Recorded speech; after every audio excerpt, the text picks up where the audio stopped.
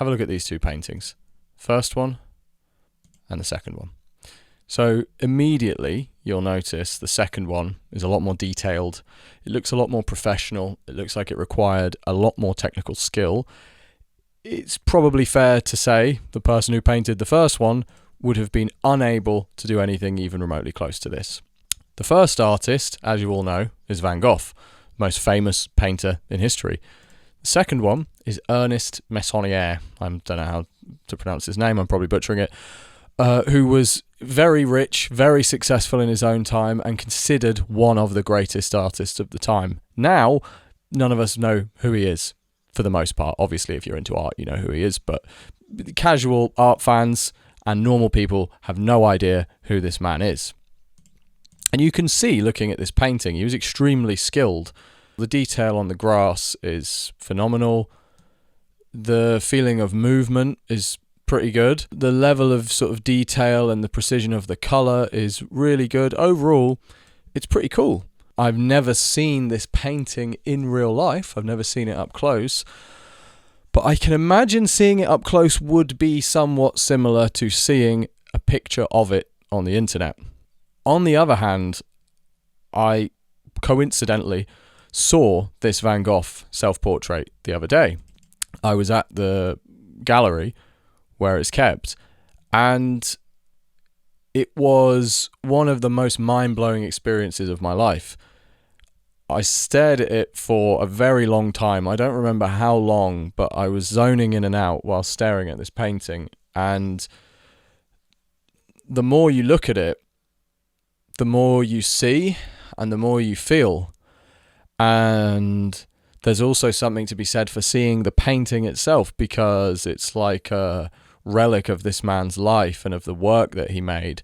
And you feel like there is just energy and life and personality radiating from it.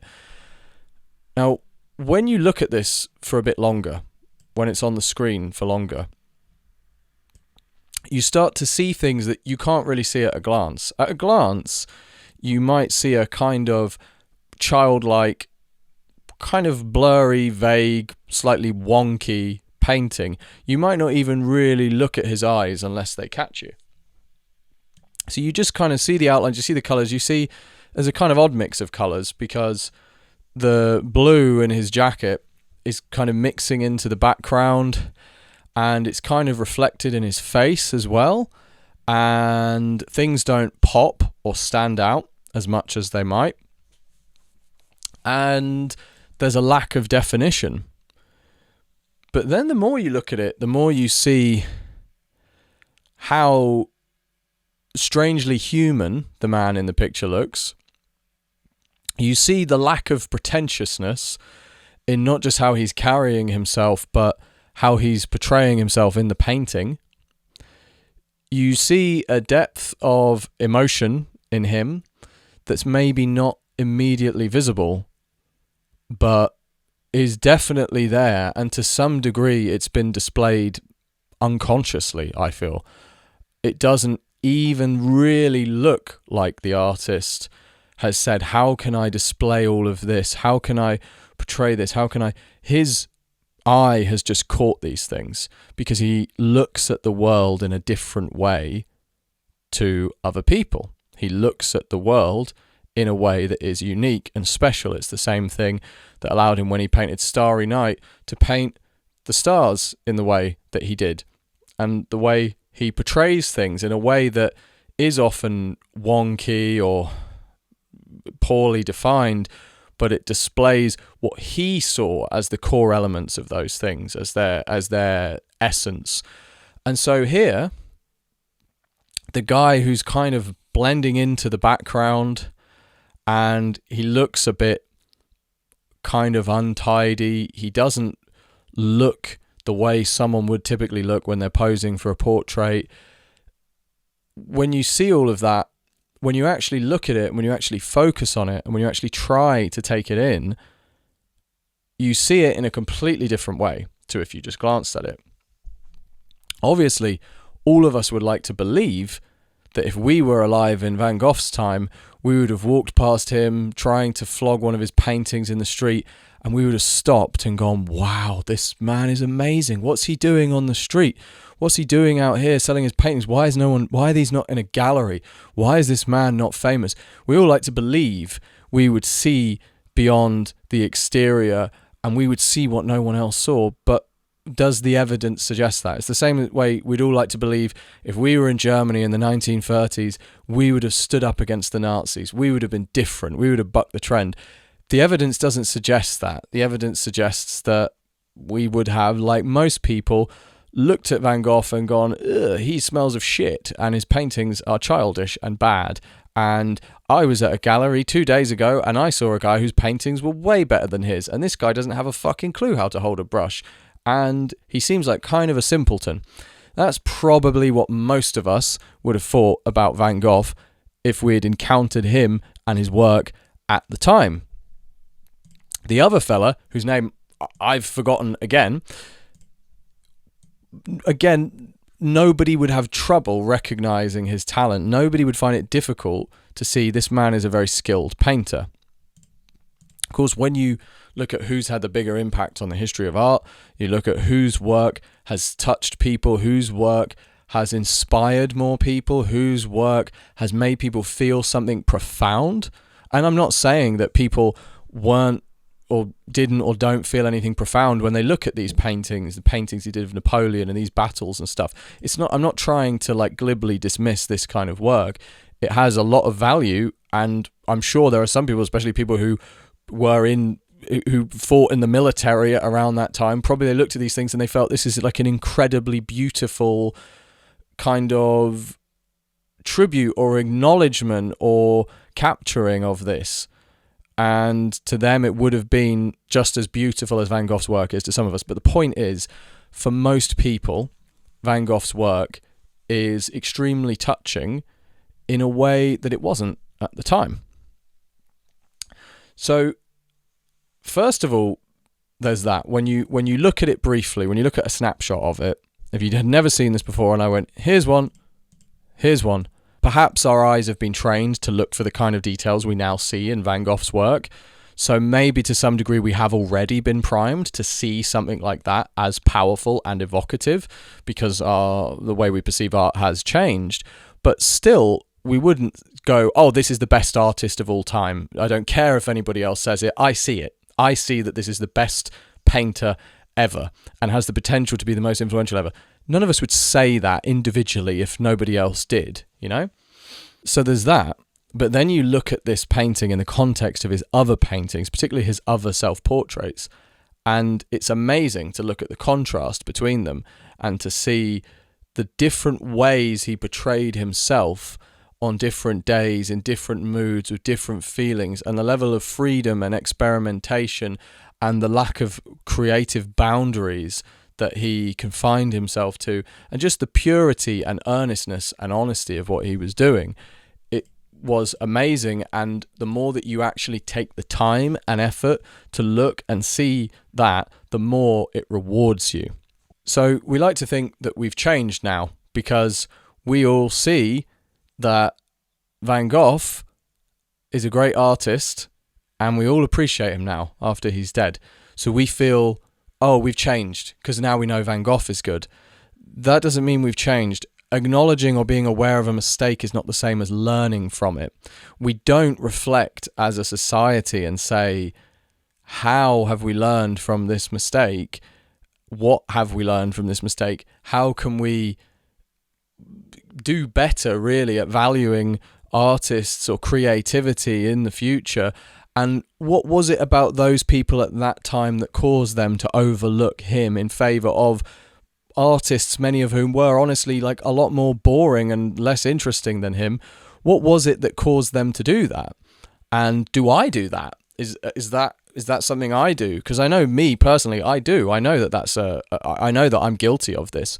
I know that it's much easier for me to look at and listen to stuff that is polished and refined and detailed and laboured over for a long time and doesn't have any obvious flaws than it is for me to listen to something that's maybe more of something that shows a lot of creativity or potential or is more meaningful. So I want to show another clip. I hope it doesn't get copyright flagged. Everything sucks. I have bad luck. I got shit in my butt. I don't give a fuck. Corpses and coffins, women and drugs, pushers and Cadillacs, gangsters and thugs. Don't bother me, I don't wanna see. I like it when it's dark, take it apart, turn out the light. I wake up at night, my brother's name is Ike. We both ride bikes. So some of you may recognize the man in that clip. You probably, had you seen the clip at the time, would not have assumed that this man was going to go on well into his 30s to make some of the greatest albums ever made. It's obviously MC Ride from Death Grips. His early work, whilst maybe some of it showed originality and a lot of creative enthusiasm, didn't really show much to suggest that he was going to be what he was. And we can all look at Death Grips now and say, wow, they're amazing. When they're signed to a label, when they have a budget, when they have time to record, when he's been essentially, I'm sure he wouldn't put it like this, but essentially taken under the wing of a more famous, established, successful artist in Zach Hill, and given this platform to showcase his talent that he had all along, we can all look and say he's brilliant. That's easy. It's easy to say he's brilliant. How often do we look at someone who hasn't yet had that, who other people don't say is brilliant? How often do you look at someone who no one thinks is brilliant and you think they're brilliant? And I don't mean someone who's controversial or divisive or who a lot of the public don't like. I mean someone who no one thinks is good. How often do you come across something on YouTube that has 4 views and you go, do you know what, like, this sounds like shit, but actually the song is really good. This person is really creative with what they're doing here. I don't do it often. I try to. I do sometimes. But I think most people never do that. Most people almost never do that. Another example would be Tyler, the Creator. So his early music, and he himself, by the way, in his early music, complained about Nah-Right and other similar blogs not promoting his music, not talking about it. His early music was very rough. It was full of personality and character. He used a lot of shock humour, which drew a lot of attention to his work naturally. And I think he had a certain personality type where he was able to get away with that, whereas others might not have done. He was able to pull off this kind of extreme shocking humour, which is what drew people to his work, let's be honest. People early on thought this guy's really cool and creative, and mostly, I remember, people thought he was very funny. And I thought he was extremely funny. He was a very funny person when he came out. And I remember thinking, this guy is really more of a comedian than a musician.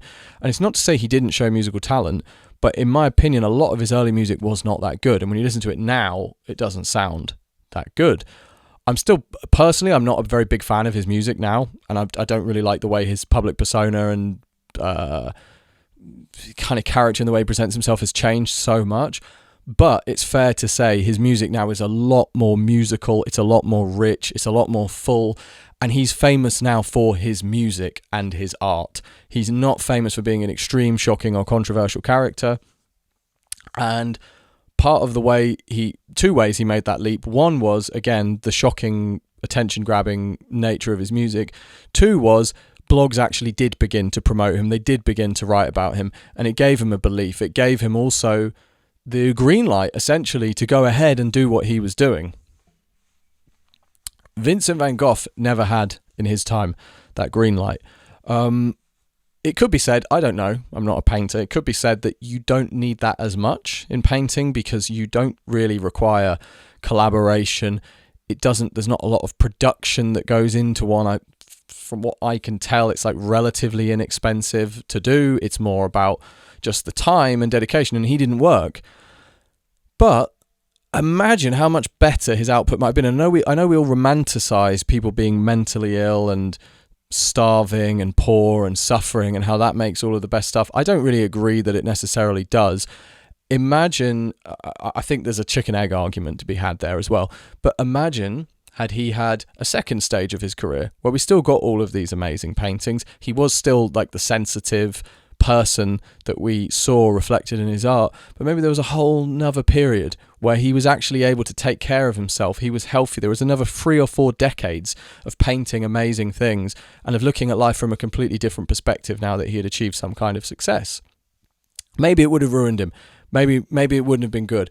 I don't know. But the fact is, with music, most of the time, there are very few people who, in a complete vacuum, with no validation, no green light, no support, no collaboration, no budget, and having to work full-time jobs, make great music. It's incredibly rare to consistently make great music, to have a great discography in those circumstances. So imagine, had people gone, no, we don't really like the rape jokes Tyler's making, we don't really like his abrasive personality, and we're not really going to give him like a platform to do anything. And we're not going to write about his music. He's not going to be in Pitchfork. He's not going to be in any of the other blogs. Imagine had that happened, where he might be now. Obviously, he was in LA, which is like an epicenter of arts and culture, and he was friends with, he was in a network with a lot of people, and they all went on to become very famous and do very well. And that in itself carries a lot of like promotional benefit. But say he didn't have that, and he had to go to college or get a job, and no one would promote his stuff, no one would publish it, and he was left to just keep making it. I would argue in some ways his work would be more interesting, but there is no way he would be as successful as he is now, and most people would listen to what he would be making in those circumstances and think it was much worse than what he makes now. My argument would be that what he's making now is, to me, kind of the opposite of what Van Gogh was doing. It's so much of it is about the production, so much of it is about it being a product, so much of it is about it being very carefully contrived and put together in a way that, to me, feels often quite devoid of creativity compared to his earlier stuff that is actually harder to listen to. So, like, I would have an easier time listening to one of his new albums, one of Tyler's newer albums, but I don't think it's as good. I actually think there was something better, something more interesting, more unique, and more potentially inspiring about his old music. I think there are a lot of people who have good production. I think you can throw money at basically any artist and make them sound quite good. So there was a period in music, I guess this was, I would have been probably 14 or so. So this was 2006, something like that. I know what you're thinking. That's a rough 33. Fuck you. 2006, something like that. The 2000s, basically, the blog era, where there were all of these blogs. There was MySpace, there were blogs. There was a lot of stuff that was blowing up at the time. And I would also include, even though it was a bit later, I would include Lil B in this. That was like, that really began like 4 or 5 years later. Lil B is kind of his own thing and exists in his own category, and in some sense it's kind of irrelevant to this video, but I absolutely love Lil B. I think he's one of the best things to ever happen to music, but that's kind of a separate thing. But that era, that blogging era, MySpace, it was kind of a wild west for music. The internet had exploded with music, and the industry had not gotten hold of it yet. So there were people who were just kind of randomly becoming successful. There were artists just kind of popping up, and it felt very chaotic. And even Odd Future and Tyler, that was kind of, I think, near the tail end of that. But basically there was this time, also what I think is overlooked about that time is that we all had really crappy speakers. We were all listening to stuff on like Logitech PC speakers or really shit headphones. Like, most people at best were listening on Skull Candy, like crappy, cheap Skull Candies, or the really bad iPod ones, or laptop speakers. That's basically how we were listening to music. So we weren't all little audio files, and we weren't talking about mixes. No one talked about mixes back then, because we had gone from hi-fi systems, which had good sound quality, to that became a thing that our parents and older siblings used, and then we got a pair of PC speakers in our bedroom, or we used our laptop speakers. I had a friend who was a professional musician who only listened to music on laptop speakers back then. It was absolutely insane. And I used to judge him, and I still do. I think it's ridiculous. But I think it had a huge benefit that isn't really recognized, is that we focused on songs, we focused on songwriting, we focused on creativity, we focused on originality. And there was a lot of stuff back then. For example, I used to be really into the band Los Campesinos, and their first album is horrendously mixed. Like, the mix is horrible. When I listen now on good headphones and with my ears now that are accustomed to everything sounding really nice and being super easy to hear, but I didn't know that at the time. It wasn't until someone said it to me. And I thought, I never even noticed anything because I was listening on shit speakers and I wasn't thinking about that. I wasn't listening to that. I was listening to the words. I was listening to the melodies. I was listening to the guy who can't sing, by the way, but he's a really good songwriter and lyricist. And the songs were so powerful. And the thing about songs is they live in you. They live in your heart. When you hear good songs, you hear them when they're not playing. You don't hear good production when it's not there. Good production, like, it stimulates your ears. It's stimulating. It sort of tantalizes you, but then it's off and it's gone. It's just like momentary pleasure. It's not soulful in the way that good songwriting is. So I would listen to these songs and I liked all of them. Well, no, there was one or two I didn't like, but almost all of them, basically 90% of their songs, I really liked. And I could, like I said, like, when I would hear them, if one started playing through a phone speaker, I'd be like, oh, this song, I love this song. And I would know the words and I would know the melodies. And I wonder, like, now, sometimes I listen to these songs in the car and stuff, and I'm singing along to songs I loved when I was a teenager, and I think, would I listen to this now if I'd never heard it before and I hadn't grown to love this song? Would I listen to this, or would I just be like, oh, it sounds like shit and the guy's an annoying singer, fuck this, I'm not going to listen to it, it's cringe? Or it's, immediately there's like so much criticism that goes on and there's so much focus on how things sound. There's another song I was absolutely obsessed with. It's called Patrick by Akira the Don. It's a really good song. I don't really like Akira the Don's other music, and now he does this weird stuff where he's like he puts like clips of like motivational speakers and he makes songs out of them, and it's not really my thing, but I understand he's trying to do something quite positive and stuff, and he's doing something different and interesting, and that's cool. And I think he's quite a cool guy, but his rap, I used to listen to his rap, and most of it I didn't really like it. But he had this one song, Patrick. I think I downloaded it on LimeWire or something. And it was not a well-known song at all. And I used to love it. And I listened to it all the time. And it's a really amazing piece of storytelling. It's really powerful. I don't know why. It's just really, really good. And the more I listened to it, the more I liked it. And when I hear it now, I absolutely love it. And it's still really powerful and evocative to me, and I could probably rattle off most of the lyrics to it now, and I'm kind of hearing them in my head as I'm saying that, and it's, when I hear it now, the mix is horrendous. And I used to listen to it on LimeWire, and I also listen to it on YouTube, and I think it's in like 144p or 240p or something, and it's insane now. To my modern ears, that's insane. Like, that I used to listen to that. But when I hear it, because I have that nostalgic feel and I know the song and I've taken time and I've gotten to know it, it sounds great. I love listening to it, which is really weird, again, as a modern listener, to hear that. Jay Electronica, another example, his Eternal Sunshine EP, one of the most inspiring, influential albums for me as a rapper. I bet you if you ask a lot of people like, probably people like Earl Sweatshirt and a lot of people that do drumless stuff, ask a lot of them about Eternal Sunshine by Jay Electronica, I bet you it's one of those your favorite rapper's favorite rapper albums, because man, it was mind-blowing at the time, that EP. Like, it was absolutely mind-blowing.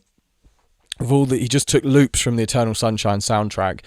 No drums, just him rapping, just lyrics and putting words together in a way that was evocative and emotional and made you feel different things, and was so unique, man. It's hard to describe how unique that was at the time. For someone who was also, there was like a kind of buzz around Jay Electronica in more like the hip-hop side, like not kind of the weirdo kind of side. He was like a hip-hop guy, but he was experimenting to a crazy extent. People in his sort of lane and sort of area didn't really. And he was talked about like by more kind of old school people and people who like, conventional rappers, but he was doing this weird shit. And it's an amazing project. But anyway, I was listening to it because I remember I'd been mixing one of my own projects and I was getting really frustrated with the S sounds, trying to de-S, where you take out the sounds when you go like, you know, you say like sausages. Not that I say sausages much in my songs, but you imagine I do songs about sausages, you know, and you get the s, and it's unpleasant. And so I'm trying to like de-S them, and I was going through this process mixing this album, which I didn't want to do. I don't like mixing. I just have to do it. And I was doing that, and I was getting really frustrated. And I was going somewhere. I don't remember. And I thought, let me bung on this album again, just coincidentally. And I was like, dude, the S's are mad in this project. Like on the J Electronica one, they're mental. They're like every 5 seconds, it's like and they're like really loud. There's no de-essing done on it at all. And the mix in general is like quite bad. But I did not think about that at all. And like, it doesn't really fucking matter. It matters the first time you listen to something. And the production being really good, that matters a bit. And it just gets so boring. Like, you know, you listen to a song where it's like a, you know, sort of like what we would call like a kind of eargasm song. Have you noticed those songs get really boring? Like the first time you hear them, you're like, whoa, what is this? Maybe you're on drugs or something, or you're drunk. And you're like, oh my God, that sounds amazing. That's not durable, man. The best songs ever written, the songs we remember, the songs we care about that are durable, that stand the test of time, it's not because they're well mixed. It's really not. Even when it's an electronic producer, like someone like Aphex Twin, like a song like Alberto Balsam, like it has to be mixed well to be good because there's no words, there's no, you know, there's no singing, there's no, so it has to be like, it has to be a good mix, and he's really good at producing and putting these things together. But it's like the sound selection and the melody and the way the beat is put together that you remember. So even when you're looking at songs that are electronic songs, there are very few songs that are considered in, you know, the best songs ever, iconic songs that are that way because of the mix. It's just not really. It's just silly. I saw a video the other day of. It was about Kanye putting together Stronger. I don't like the song Stronger. I think it's shit. And I think the only part that's good is the original. I don't even like the original. I don't like Daft Punk anyway. But that song is fucking boring, man. I think it's stupid, but everyone bangs on about it like it's a classic. And there was a whole thing about how he spent like fucking 48 hours just tweaking the kick or something. I guarantee you nobody fucking notices, man. No one knows the fucking difference except him and like Timberland or something. And it doesn't matter. No one gives a shit, really. People just remember like him rapping and the sound in the background, and like, you know, even back then we weren't listening on good devices. You probably couldn't even barely fucking hear the kick on a lot of what people were listening to it on. People just like the song. They like the rapping. They remember the stuff he says. They remember the lyrics. They remember the overall sound. And that's really what matters. We don't ever, if we don't like something on the first listen, we don't ever listen to it again anymore. We have completely stopped. And so the nature of music has changed so much because of that. And it's unfortunate. This doesn't mean all music is bad. It doesn't mean that there's nothing good that is good on the first listen. There's a lot of stuff, but it has to have a thing that is immediately recognizable as good. Otherwise, you will not listen to it again. And the easiest way to do that is the mix. The best way to make you go, oh, this is good, let me save this and add it to my thing, is a good mix. There are other things.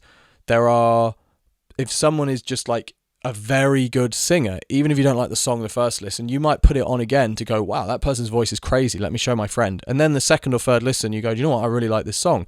Or there's an amazing video, or the person's really attractive, or the person is very intelligent, like, or they use a crazy combination of words, or like I discussed with the Tyler example, they say very shocking things, and you go, have you heard this guy? He's talking about raping and stuff. Let me show you this song.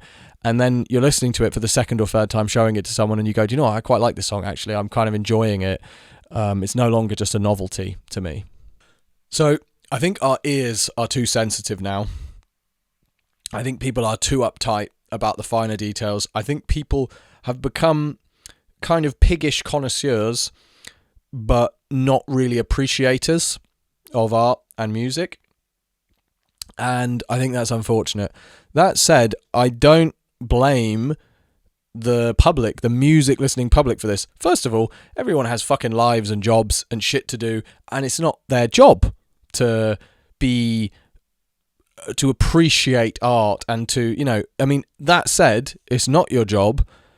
If you are someone who complains a lot about music being bad now, there being a lot of crap stuff around, well, you could ask yourself, it's good to ask yourself, what do I do to facilitate that? Am I part of the problem? But regardless, no, there's no fucking moral obligation for anyone to, be a I wouldn't even say a sophisticated listener of music. It's kind of the opposite, to actually listen to it for what its intended purpose is, and to hear the essence of it, and to see potential in things, and to truly understand the value of creativity. I think that's actually a very simple thing. I don't think it's a sophisticated thing. I think it's a thing we can actually do as children. A child has never mentioned the mix of a song, for example, right? The songs you like when you're a kid. When I was a kid, my favourite song was probably Like a Rolling Stone by Bob Dylan. I used to hear that song when my parents were listening to it, and I'd be like, what is that song? I didn't even know the name of the song until years later. But just like when he's just screaming, how does it feel? And I would just like hear that when I was like 5, and I'd be like, this is sick, man. What is this? I never knew he had a bad voice. It wasn't until I was older and people were like, oh, his voice is horrible. And I was like, I guess so. I never really thought about that. I just loved the song. And I used to really love And It Stoned Me by Van Morrison. People don't say he has a bad voice. That's just a great song, to be fair. It's completely irrelevant. It's completely irrelevant to the point I'm making. But those two songs I used to love. Yeah, Like a Rolling Stone, Bob Dylan. It never occurred to me that he had a bad singing voice or it was abrasive or anything. And it shouldn't. He doesn't really, does he? I mean, he has a good voice. It's a great song. So he has a good voice and it sounds awesome. Maybe that song is good enough to break through, like now. Maybe if people heard it now, they'd go, I'm going to listen to that again. But people might just hear the first verse and just turn it off. I don't know. It's such a good song that it's hard to imagine it not being successful. But, that's the case with a lot. There are a lot of amazing songs that are released that people don't really give a toss about, and they kind of disappear and they don't become iconic. They don't become timeless. You don't grow to love the beginning bit that you didn't like so much the first time you heard it, whatever it is, and yeah, they take time to grow on you, a lot of songs. But yeah, I think our ears are too sensitive, and it leads to us people like there's stuff like Travis Scott, where it's like to me it's horrible. It's absolutely horrible music. The words, the ideas, the purpose behind it, the things he says, the sort of perspective on display, the lyricism, the songwriting, everything is bad, except it's like a big production with a lot of with good mixing, and it's done with the execution is good. Well, some of the execution of his vocals is fucking awful, but the execution of everything post-production is good, and the videos and everything, and there's a vibe and there's a feel, and it's very carefully constructed and maintained, this vibe and these standards. It's more like running a business to me. Like there's nothing to me that is impressive or unique there, or that you couldn't basically throw together a random team of people from the music industry and basically instruct them to do. Yeah, as I said, I don't think this is the responsibility of consumers of art, really, or of the public. I think the people who failed are the tastemakers, are people like the bloggers, the video essayists, the people who are supposed to be experts and to dig things out and find them, and they don't do that anymore. If they ever did, they basically people just pay them for features or publications, and they do it, or they write about people who are already very well known because that's how they can get clicks. So they don't have the bravery to go, do you know what, I'm not actually going to review this new album by this artist because there's like 100 reviews of it already, and I'm pretty sure anyone who reads my blog or watches my channel already knows who this person is. Let me see if I can actually, given that this is my job and I'm positioning myself as someone who's good at this, let me see if I can actually find stuff that people don't know that deserves a bit more recognition, that maybe if given the chance can be better, that maybe if you stare at it long enough, like that Van Gogh painting is actually really beautiful in ways you couldn't initially perceive or understand. There's a lot of these guys, man, like it drives me nuts. You'll get these video essayists and they've got these big channels, and they're like, JPEG Mafia's third album is a trip into intricate beats, obscure lyricism, and abrasive deliveries that leave the listener. It's like, dude, did you get ChatGPT to write this, man? This is fucking awful.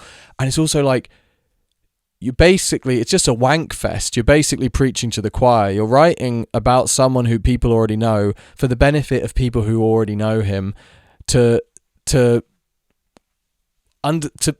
analyze in a sort of weird level of detail something that they already enjoy. It's like, what is the point of this? It's just a wank fest. It's like putting posters up on your bedroom wall in the 90s to go, I like Nirvana, I like Blur, I like this, and it's like it's fashion. It's social signifying. It's like a gesture. It's positioning yourself as associated with this thing that's cool. That's all that most of it is. It's not a genuine interest, a pure interest in art. It's just not. Like, it's very clear from looking at the world of criticism and like art interpretation. And there's a lot of cynicism about criticism now. It's just like politics. There's so much cynicism about politics and politicians, but really it's like a hugely honourable thing to be a politician. It should be anyway, but it's been so denigrated as a profession, and they're so corrupt, and the whole purpose has just become to just siphon money into your own pockets from the public and to manipulate and deceive people, that now we look at being a politician as like a lowly, scummy profession, but it's not. The profession isn't the problem. The people that do it are the problem.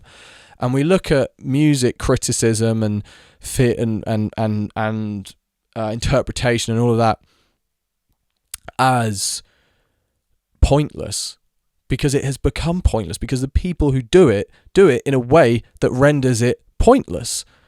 Like, do we need to know what score Pitchfork are going to give the Cameron Winters album that everybody already knows about? Why do we need them to give it a score? What's the point? Like, what purpose does that serve? Oh, I thought it was a 9, but they gave it a 7.5. That's interesting. No, it fucking isn't. There's nothing interesting about that at all. That's a waste of your time. And we don't need them for that. Now, I understand a blog that just writes about stuff that people have never heard of is probably not going to be very successful or famous, but there has to be something more. Like, what was the point? Why did you get into journalism? Why did you get into music criticism? Was it just to give your opinion on something that everyone has an opinion on? Is that the purpose of what you do? To go, oh, well, I think it's a 7.5.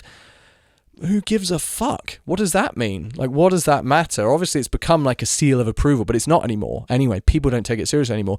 So given that no one gives a shit anymore, given that we've all got the internet and there's so much stuff out there, it's not like before where these were people who were taking time to listen to lots of stuff from people who were on labels, but where, like, you know, the average person didn't really have a way of accessing this or finding it, and the internet was not quite as accessible to everybody as it was.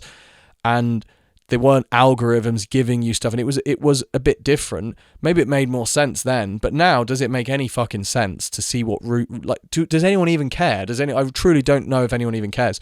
I remember it used to be a big deal what ratings they would give things, and it's not anymore. And I think people find them silly and just really sort of hate read those blogs, and it doesn't have to be that way. And maybe those blogs losing relevance and disappearing is their own doing partially. And I see some of these YouTube channels where they review stuff, everyone goes, review this, and then they sort of go, okay, I'll review this, and then they review this album, and it's like, these people already fucking told you to review it, so they already know it and they already like it, and so really, what's the point? I understand you can bring something to a wider audience, but it just feels like a wank fest. It feels like, oh, you like that, I like that too. Oh, you like that, I actually don't like that. Oh, you don't like that, I think that's brilliant. And like, it's just like a kind of wank fest. It's not really serving a tangible purpose. It's like fashion. Like, we go, what does Fantano think? And it's like, how about what can Fantano tell me that I don't already know? Because telling me he thinks this album is a 9 doesn't fucking tell me anything. That's him influencing me. That's him influencing my opinion and making me go, am I wrong for loving this album? Am I wrong for thinking this is great? And that happens when you read reviews of stuff. You know, it influences you. You should really just make your own fucking mind up. But they're not, a lot of the time, serving as what they should be. Really what they would be well served to do now, what would be actually useful, is they just find shit and go, no, trust me, give this a try. Like, give it some time. Or let me explain a bit more about it to you. And if you listen to this a couple of times, you'll really like it. Or look at this and this and this from this band, or whatever it is, you know, like actually trying to open people's minds up to stuff. And so much of it, I think, does like the absolute bare minimum of that. And mostly it's just influencing. It's just influencing tastes of stuff that's already popular. So I think that sphere has failed. When I look at these video essayists who talk about what they think is underground music, it's not fucking underground music, man. That's another thing, is people are like, oh yeah, this is a smaller artist I listen to, I can't wait for him to blow up. It's like, right, this song that you're commenting on, it has two producers, it has a mix engineer, it has a mastering engineer, it has a DOP, it has a director, it has a cameraman, it has an editing team, it has a color grader, it has 3 professional actors and models. It's safe to say they've already blown up in some sense, or if not, then they're from a very rich family, basically. Those are the only 2 options. This is not a small artist. This is not an underground artist. Just because this first release they've put out has 30,000 views on a music video on YouTube, which is a huge amount these days anyway, they're not a small artist. That's not a bedroom artist. That's not an indie artist. There's an enormous amount of time and money and resources that are going into that.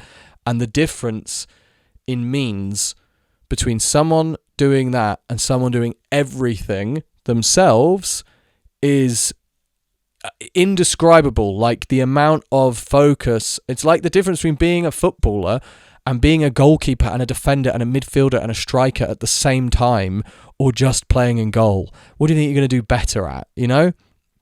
Like it's absurd. So yeah, I think there's you know, the reason we know Van Gogh is good, the reason we give Van Gogh the time, the reason we all like to believe no, I just do it because I do it. That's bullshit. Even our brains have adapted to see that as good, right? Our mind, culturally we've changed and we value different things in art now. But we didn't do that on our own. We didn't just decide that. We're not independently as modern people going, yeah, I would be the same if this was 1800. If you put me in a time machine and I was born then, I would be the same. No, you wouldn't. You wouldn't be the same as you are now. You know, most of us would not look at his work in the way we look at it now. We really give it the time of day because people have told us and people have said this guy is considered really brilliant, even though on the surface some of his work might look a bit amateurish. Like there's something really special about his paintings, and you go, oh, is there something really special? And some people look and go, there's nothing special about this to me, I don't like it. And some people listen to Bob Dylan and go, I think his voice is horrible and I don't even like his lyrics and I think he's an idiot. But other people go, okay, people say this is really good and this guy's a genius songwriter, let me listen.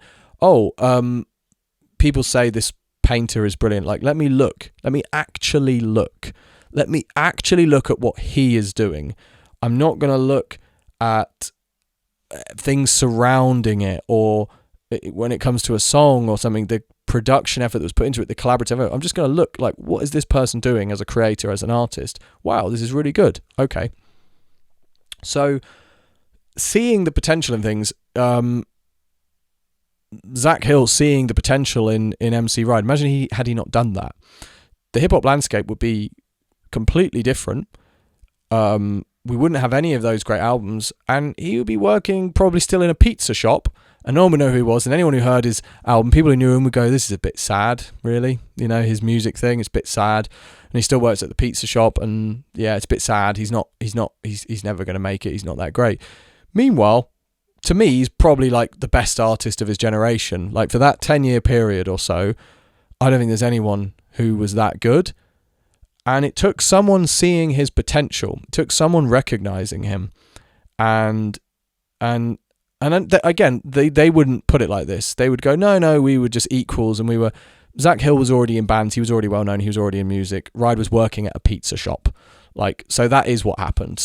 A bigger artist saw the potential in him and they saw the potential in each other, sure, but he couldn't really offer something other than his creativity to Zach Hill. Zach Hill could offer him legitimacy and validation. That's just how it is, you know?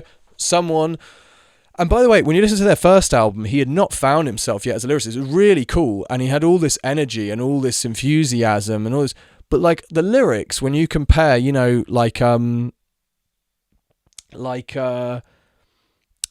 the one, I can't remember the name of it, where he's talking about like MDMA and blah blah blah blah, and he's just like listing all the drugs and talking about fucking and talking about like fucking a woman in a car and stuff, and it's like, that's not, that would never have been on one of the later albums. And there's quite a few things on there that are like, he was still finding his potential, but as soon as they got together, they started making tunes. There was a couple of them where you went, oh wow, there's something special going on here.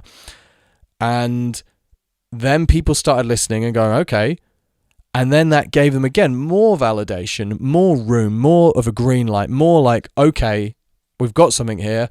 And people like this, they don't like this so much, but they do like this, etc., etc. Let's go for it. But yeah, at every step of the way, it takes potential to be recognized and to be supported. And, you know, like, very few people exist in a vacuum. Vincent van Gogh did exist in a vacuum, and he died in his late 30s, probably of suicide, completely miserable, broke, sold one painting in his life, pitied by everyone who knew him and seen as a loser, basically, like a smelly loser. I don't feel we've learned as much from that as we all would like to believe that we have. And I see this all the time in the feedback I get for my music. People will be like, the mix is shit. And it's like, yeah, I know. Like, I'm not retarded. I know the difference between a good mix and a bad mix. I don't want it to sound like this. I would love to be able to take some of my ideas to Rick Rubin, the way Kanye West did when he worked on Yeezus, and go, look, I've got all this shit, man. I know some of it's good. It's a mess. And I'm not the person to, like, can you get a person to do this and a person to do this? And I'll keep pumping these ideas out, man, and stuff like this. And you can tell me which bits are shit and which is good and which isn't. Or just someone to go, oh, I've made these beats and, like, you do the verse, send me it. I'll fucking, you know, mix it or whatever, and we'll make a great tune out of it. Or, and to go maybe like, oh yeah, re-record that, like, that's not, you know, I think this could be better, or this could, there's none of that. There's just me on my own making it, and people going, the mix is shit, and I'm like, okay, I'll try and make the mix better next time. I made the mixes better, and then it's like, it doesn't sound good, it's weird, or it's this or it's that, and it's like, it doesn't feel like it feels like people want to focus on everything but the actual essence of the thing itself, and to not really open themselves up to liking something unless people have told them to like it. I know for a fact, if people started saying I was a genius, if reviewers or other artists started going, this guy's incredible, a lot of people would go, no, he's not, he's fucking terrible. I know that, but a lot of people would go, yeah, you're right, he's really fucking good. Like, that's just a fact. Look at Lil B, for example, right? It became recently fashionable to say Lil B was really good. I loved Lil B from the beginning, but it's become fashionable now. And people go, oh yeah, Lil B's a genius. Lil B changed rap. People weren't saying that at the time, mostly. People were saying this guy's a fucking freak and it's a novelty and it's funny. And then there were his fans who saw it, who were going, it was partially a joke as well. There was a lot of memes that, like, helped, but people were going, no, this guy's actually really good. And, like, actually some of Lil B's songs are so good, and Lil B is in his own very weird, very unique way a creative genius, but it's also very easy to dismiss him as like an idiot and as shit, basically, if you want to. And it comes down partially to that, to what you decide the thing is and what you're told the thing is, the way you or others prime you before you take something in. So I know for a fact, if I was co-signed by someone else, if I was given a really good review in a credible publication, I don't think those really matter anymore, but had I been at the time, that does not mean by any stretch of the imagination that all the people who think my music is shit would suddenly think it was good. No, but a lot of people would go, oh, this guy's brilliant, is he? Let me listen to him in the way I would listen to someone who is brilliant. Okay, yeah, oh shit, actually, yeah, there's actually some really, really good stuff here. And I'm going to go back to that song because I don't know if I actually liked it, but I'm going to go back to it because I'm kind of intrigued. That one song I heard did seem like a kind of example of what so-and-so was talking about when he said he was really good. And that's what happens. Things get the stamp of approval, the seal of approval. They get the, like, how much stuff do you hear that doesn't have that? How much stuff do you hear? How much stuff of the artists that we consider like really good now never had that stamp of approval, never had that seal of approval, never had that recognition or validation or boost or support or backing from the industry or from someone important or from someone influential? How many people never had that, who we go, oh, that person's good? It doesn't happen. Like, there are exceptions, of course, it happens. But generally speaking, most of the time, especially stuff that's a bit difficult or weird or that people might be on the fence about at times, that just doesn't happen really. Like, you know, all 99% of them, they got a cosign, they got a seal of approval. There's someone quietly backing them or someone loudly backing them. And it's hard to get anywhere without that.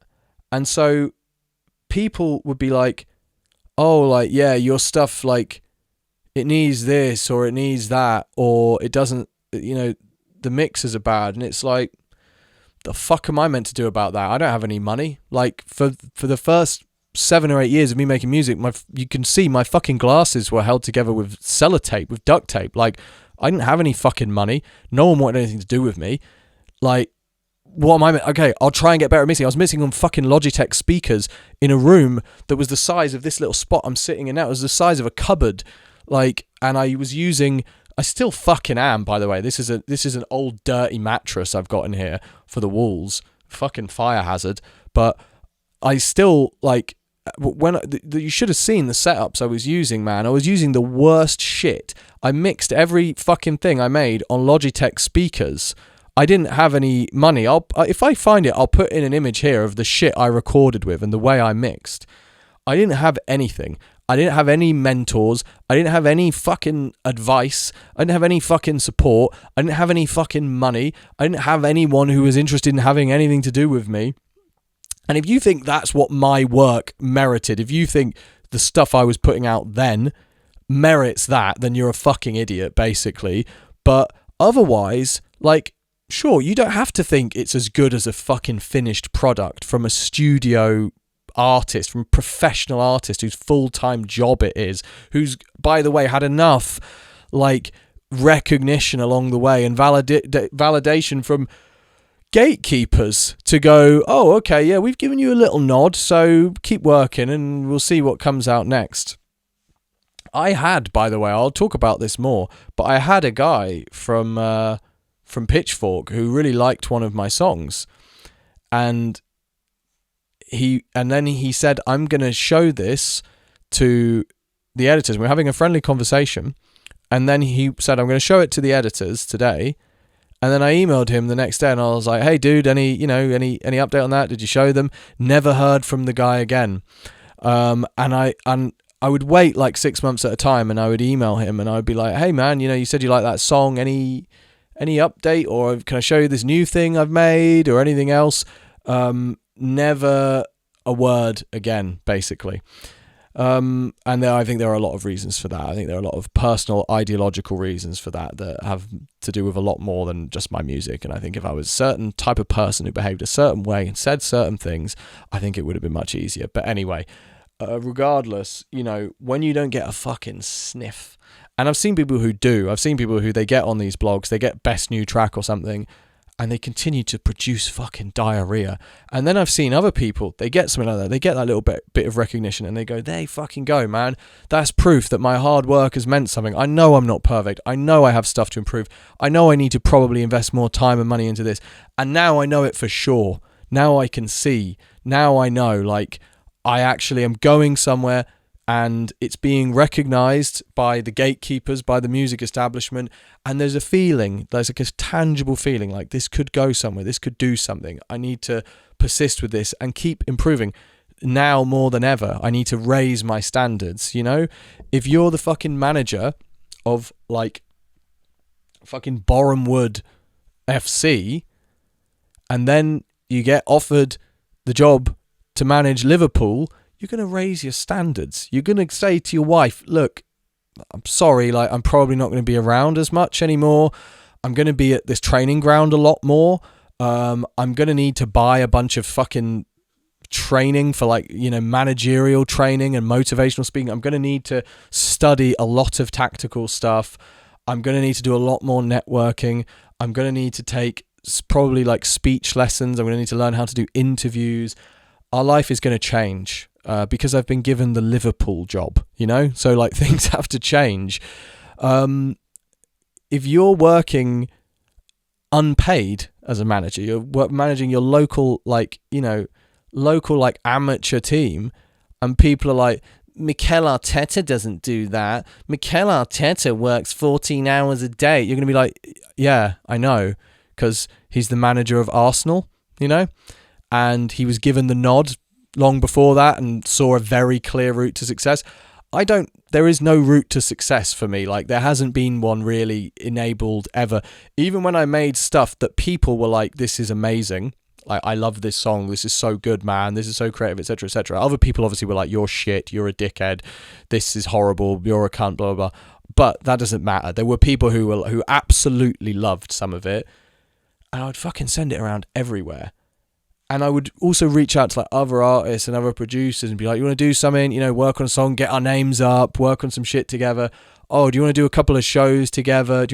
I cannot tell you how much time and work I put into this. I cannot tell you how much time and work I put into it.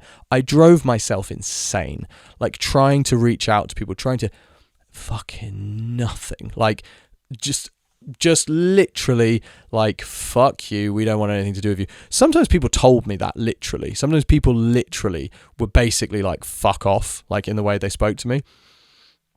No one, though, most of the time, I prefer that, like, to be given a straight answer, even if it was like a hateful one. But most of the time, like, just nothing. So it's like, it's one thing to think like, oh, okay, like your stuff sounds like shit. Okay, how am I supposed to get better, like in a vacuum? Do you understand how hard that is? Do you understand how hard it is for me when I've got to make money? I have to have a job. I have to live my life. I have to stay sane and healthy, man. Like, I've been at times like I can't explain to you how bad my mental health has been at times. I can't explain to you, like, there are times, man, I was out of it all day on drugs and alcohol and just a fucking mess, like a crazy person. I'm talking like I was unhinged and mental and so fucking unhappy and dysfunctional. And I've had to work on that. Like, I've had to put time. That takes time, dude. Like, it takes time. It takes, to do that, to plan a family, to make money, to be a good person, to not just be like gallivanting, following my own dreams all the time, to go, no, people depend on me for stuff. And I have other responsibilities to fulfill. And like, I have to work on myself, like morally as a person as well. And I'm glad I wasn't successful when I was young, because it would have made all of that so much harder. But like, that shit takes time. And in the midst of all that, to take this thing where I've basically been told by the gatekeepers, fucking take a hike, we don't like you, we don't like the cut of your jib, we don't like the type of person that you are and the types of things that you say, and we don't value your particular brand of uniqueness and creativity. And I'm going to go, okay, well, in the midst of everything else that's going on in my life, and in the midst of how much this has hurt me, because you have no idea how much that hurts, like at that level of rejection, when you've worked that much and when you've poured not just the time but yourself, like you've poured your soul into stuff, that level of rejection is incredibly painful. And in the midst of all of that, to go, no, actually, like, to my girlfriend, like, nah, fuck you, I'm actually going to continue being a crazy person and working myself to the bone and destroying myself mentally and not developing as a person, not growing into someone who could be like a good dad and a good person one day, not keeping myself healthy and fit. I'll continue doing whatever I have to do to cope with this insane grind whilst also trying to earn a living for the benefit of the guy in the YouTube comments who says you're a prick and your mixes are shit. Ask yourself, would you find that inviting? Those of you who do have creative pursuits, like, I'm sure not many of you exist in a vacuum. Maybe if it's just a hobby, but most people, they start doing something. Maybe they join a band with their friends. Maybe they know someone else who does stuff. Maybe they, like, there's a process of building that happens, and I failed at that in some ways. Certainly some of that is my fault, but like not to the extent that I've suffered it, not at all. And you only have to look, by the way, how many people are there, and you might not know much about me, you might be watching this and not know anything about me, fine, but like, even how many people are there in music that look and talk and sound like me, and that have my kind of belief system and my demeanor? And you might go, yeah, that's because you're a prick and you shouldn't be like that, whatever, fine. But if you're actually being open-minded and you're being actually generous, and you're thinking like, how many people are there that look and sound and behave and talk like me? And if you do know a bit more about me, that have my beliefs, I can think of literally zero, literally. So yeah, maybe that's a sign there's something fundamentally wrong with me, although I don't think it's a coincidence that there is a certain template for a certain type of person, a certain way to be, a certain set of beliefs to have, a certain way to think, certain way to conduct yourself, and that if you don't fit into that, there's something wrong with you and you have to be excluded and rejected. You don't, though. You shouldn't be. Like, you can take the good. There's people I listen to, right? Like, I don't really listen to much anymore, not for any particular reason, but I used to really like Grimes' music. I like the Grime, the genre, but I mean Grimes, the singer, as well. The stuff she would say, the kind of person she was, I really, like, I'm not into that kind of stuff at all. I didn't fucking care one bit, man. She's so creative. Like, she's brilliant. And so creative and interesting and cool. And I just really liked her and looked up to her and all of this. But other people can't do that with me. Like, they can't like see beyond the things that they don't like and look for the stuff that is worthy of recognition. And again, I think that's because there's a huge imbalance in there's a cultural thing. That is a subject for another video that I will get into, possibly in my next video on this channel, on my new arc as a professional hater. Because I think that's something that's really worth talking about. That's more the political aspect of it, this kind of social political aspect of it, which is bound to draw a lot of ire.